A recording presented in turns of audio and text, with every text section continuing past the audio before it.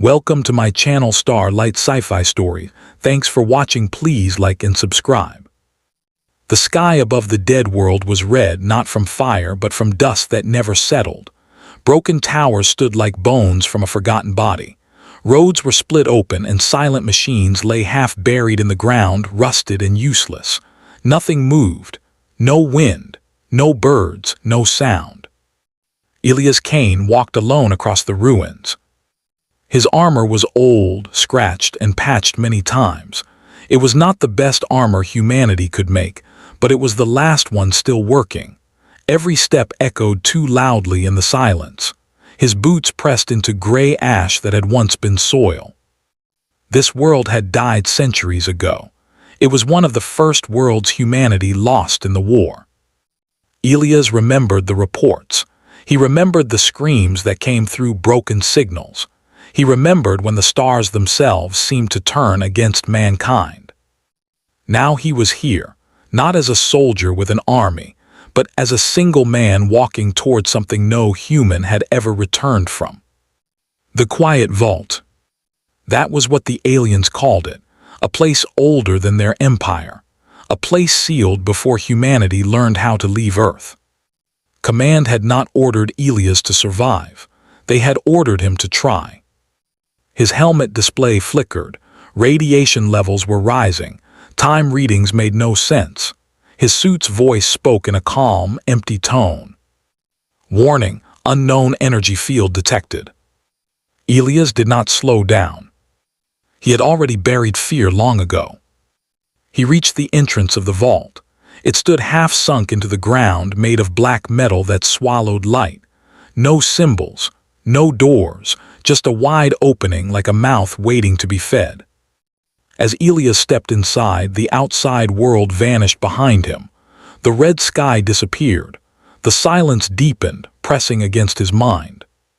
The air inside felt thick, heavy, like water. His suit lights turned on, casting white beams along smooth walls that curved gently inward. The floor was warm under his feet.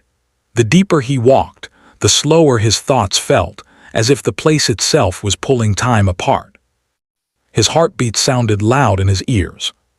Step by step, Elias moved forward. Minutes passed, or hours, he could not tell. Then he heard a voice. "Stop." It was calm, clear, human. Elias raised his weapon, though he knew it would likely be useless.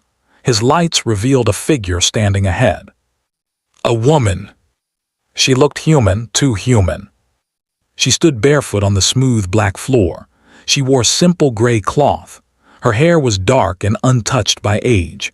Her face showed no fear, no surprise.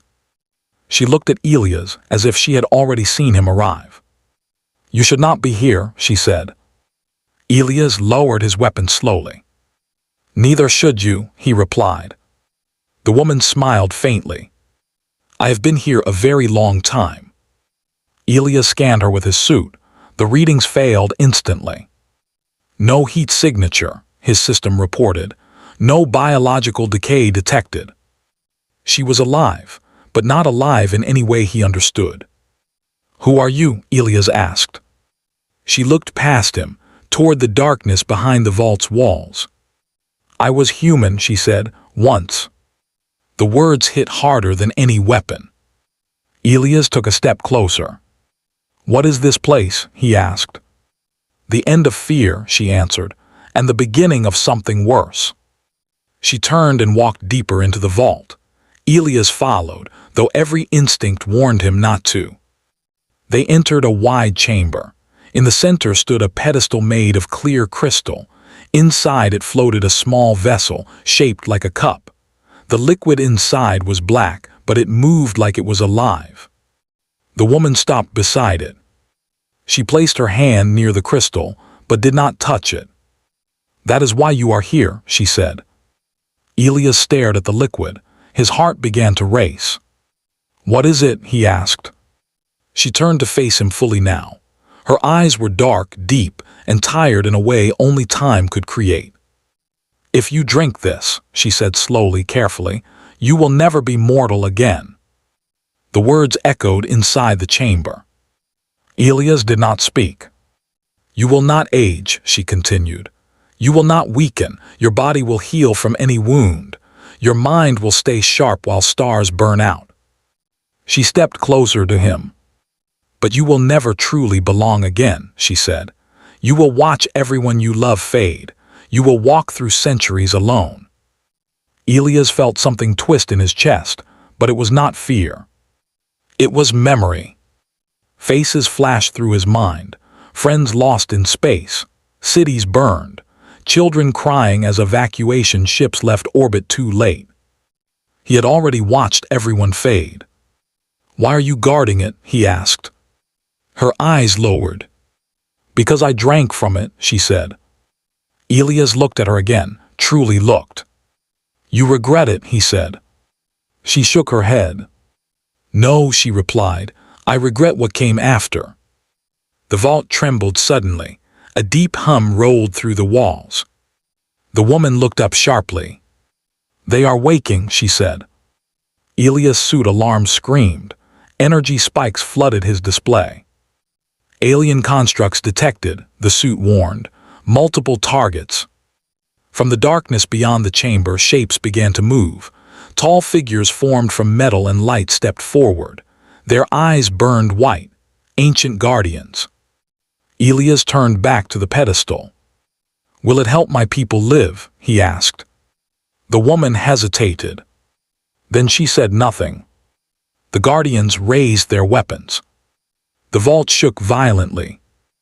Elias reached for the vessel. The crystal dissolved at his touch, flowing away like water. He lifted the cup. The black liquid inside rippled, reacting to him. The woman spoke one last time. There is no return. Elias looked at her. I was never planning to, he said. He drank. The liquid burned like fire and ice together. Pain exploded through his body. His muscles locked. His vision went white. His heart stopped. Then it started again. Stronger. Faster. Elias screamed as every cell in his body changed. His bones felt like they were being rebuilt. His blood felt heavy, alive. Then the pain vanished. He dropped to one knee, gasping. The guardians fired. Energy tore into his back. He waited to die. But he did not. Elias stood. He looked down at the smoking hole in his armor. Beneath it, his skin was unbroken. He felt calm. Too calm. He moved before thought, faster than he ever had. He tore one guardian apart with his bare hands. Metal bent like soft clay. Another struck him. He did not fall. He felt no fear. Only purpose. When the last guardian collapsed into silence, Elias stood alone in the chamber, breathing slowly. The woman watched him. Her expression was not relief. It was awe.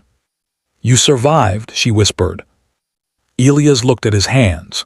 They were shaking slightly, not from weakness, but from the weight of what he had become. What am I? He asked. She stepped back. You are what they were afraid of, she said. Outside the vault, far beyond the dead world, alien fleets turned toward Earth. And Elias Kane had just stopped being mortal. The vault was silent again. Broken metal lay scattered across the smooth black floor. The ancient guardians no longer moved. The air felt lighter, as if the place itself had accepted what had happened. Elias Kane stood in the center of the chamber, breathing slowly. His armor was damaged, burned in many places, but his body felt whole, too whole. Every sound felt sharp.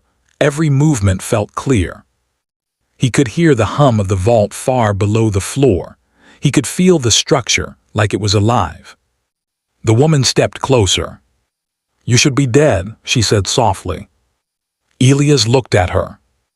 I've heard that before, he replied.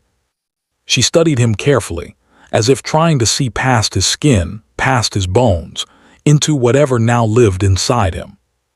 Do you feel different? She asked. Elias closed his eyes. He felt strong, not just in his muscles but in his mind. The pain was gone, but the memory of it remained. His fear was still there, but it no longer controlled him. "I feel steady," he said, "like the world stopped shaking." She nodded slowly.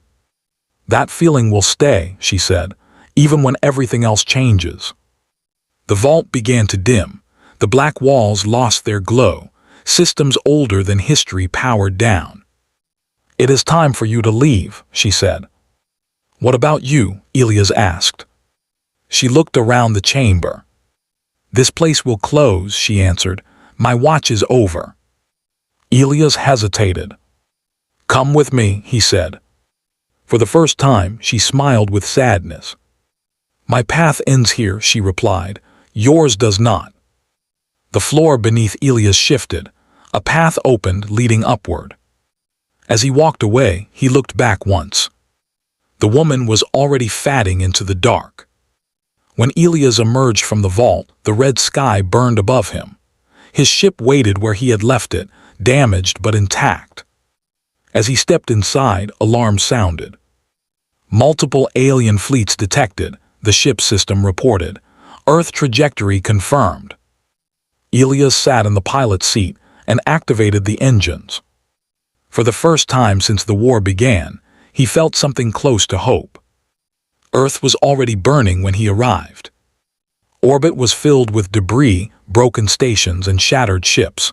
Human defense fleets fought desperately, outnumbered and outmatched. Command channels were filled with chaos. "Fall back. We can't hold.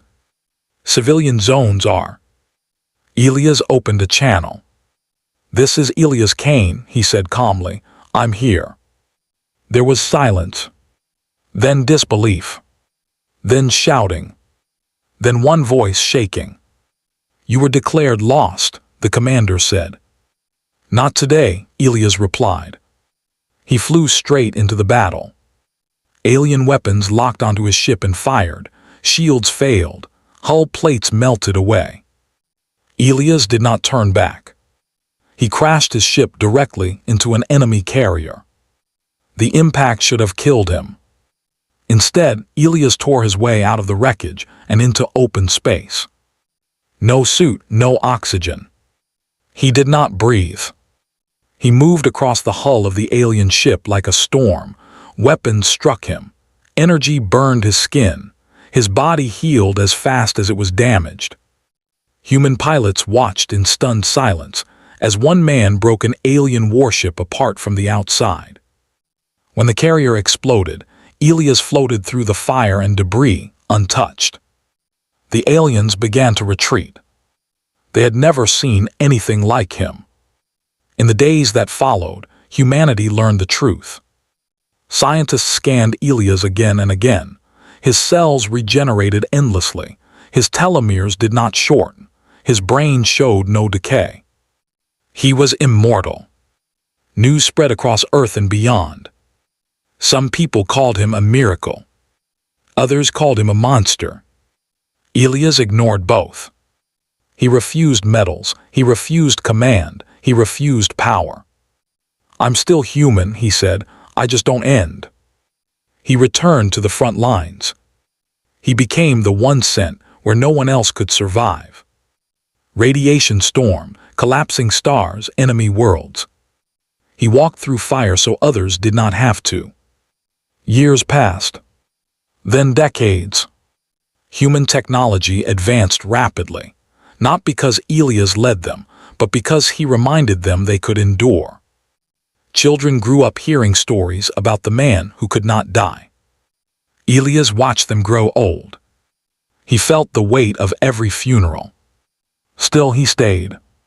One day, Elias captured an alien commander alive. The being was ancient, its body held together by machines and stolen energy. "You fear me," Elias said quietly. The alien's voice trembled. "We fear your kind," it replied. "You were meant to become like us, strong, endless, but you grow through loss, through pain. That is why we stopped you." Elias understood then. Immortality had not made him dangerous. Humanity already was. "You failed," Elias said. The final war ended soon after. Not with extermination, but with surrender. The aliens withdrew beyond known space. Humanity stood alone among the stars. Centuries passed. Earth changed, then changed again. Cities rose and fell, nations faded, new worlds were born. Elias walked them all. He learned new languages, new customs, new names for the same old hopes. Sometimes people recognized him. Sometimes they did not. He never ruled. He never hid. He simply watched, protected, and remembered.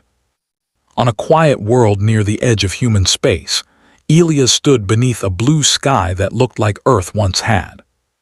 Children played nearby. He smiled. He was no longer mortal. But humanity still was. And that was enough.